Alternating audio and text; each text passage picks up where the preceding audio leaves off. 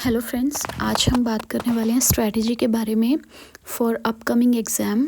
हम सभी ने बहुत मेहनत की थी, सभी ने अपना 100% दिया था।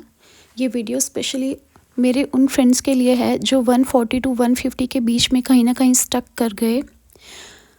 बहुत अफसोस होता है ये सब सोच के, बट जो गया सो गया। अब हमें आगे की प्लानिंग करनी है, आगे की हमें स्ट्रैटेजी बनानी है।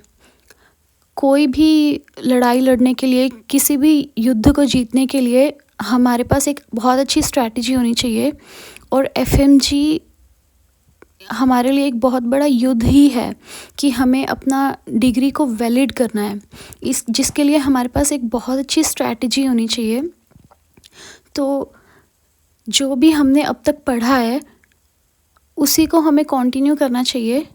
और मैंने जो स्ट्रैटेजी फ़ॉलो की थी वो मैं आपके साथ शेयर करती हूँ। मैंने 3R स्ट्रैटेजी को फॉलो किया था, जिसमें आता है रीड, रिवाइज एंड रिपीट।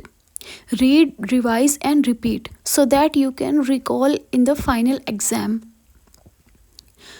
अब क्या होता है कि हम लोग बहुत अच्छे से पढ़ तो लेते हैं, पर कहीं ना कहीं रिवाइज़ में लैग हो जाता है। मैं भी बहुत स्ट्रगल करती थी रिवाइज़ करने के लिए, मुझे भी बहुत मुश्किल होती थी रिवाइज़ करने में, क्योंकि हमें ऐसा लगता है कि हम बार बार वही चीज़ दोहरा रहे हैं, बार बार वही चीज़ दोहरा रहे हैं। पर ट्रस्ट मी, कितना भी बोरिंग हो ये, कितना भी मुश्किल हो रिवाइज़ करना, बट हमें कुछ फ़न वेज़ ढूंढने चाहिए रिवाइज़ करने के लिए। अगर रिवाइज़ करने में कोई भी प्रॉब्लम आती है तो, या फिर हमें लिख कर रिवाइज़ करना चाहिए। और एमसीक्यूज़ बहुत ज़्यादा अटेम्प्ट करने चाहिए हमें। सबसे पहले तो हमें एक अच्छा कॉन्सेप्ट होना चाहिए हमारे पास। First of all gain good knowledge, then जो मैं करती थी एटलीस्ट 20 एमसीक्यू उस टॉपिक से मैं सॉल्व करती थी। और उसके बाद जो एमसीक्यूज़ मैंने अटेम्प्ट किए हैं, जो उनमें से गलत हो जाते थे, उनको अच्छे से एनालाइज़ करना होता है, सो दैट हम हमारे कॉन्सेप्ट को, और जो हमें एक्सपीरियंस मिला है रॉन्ग एमसीक्यू से, जो भी एमसीक्यू को हमने गलत किया, क्यों हमारा वो एमसीक्यू गलत हुआ, क्योंकि एक एक एमसीक्यू बहुत वैल्यू रखता है हमारे पास होने के लिए। तो हमारा कॉन्सेप्ट प्लस हमारा एमसीक्यू क्यों रॉन्ग हुआ, उसको आपको अपने दिमाग में रखना है उन बातों को।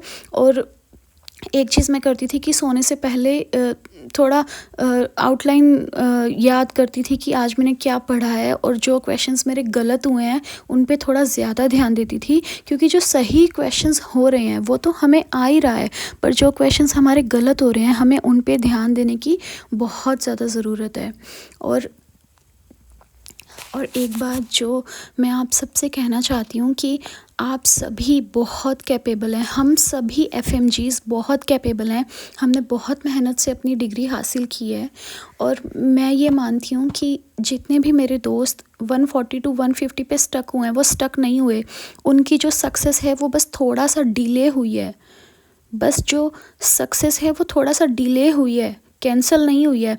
और जो अपकमिंग जून वाला एग्ज़ाम है उसमें हम मिलकर बहुत मेहनत करेंगे और बहुत अच्छा स्कोर करेंगे।